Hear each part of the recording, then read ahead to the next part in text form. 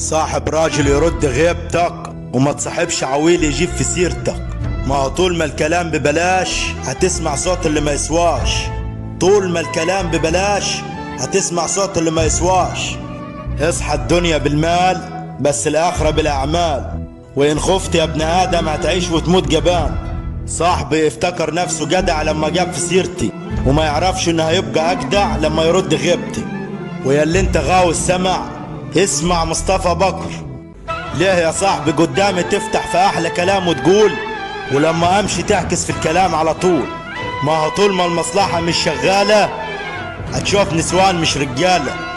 أنا صاحبت صاحب حبسني، وصاحبت كلب حرسني. امشي اعرج ولا تسند على كتف عويل، ده عزة النفس يتقال في حقها مواويل.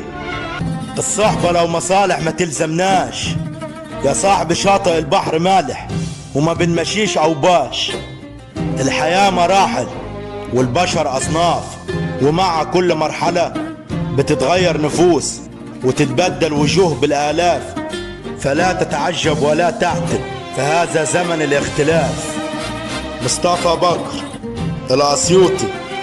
خلص الكلام.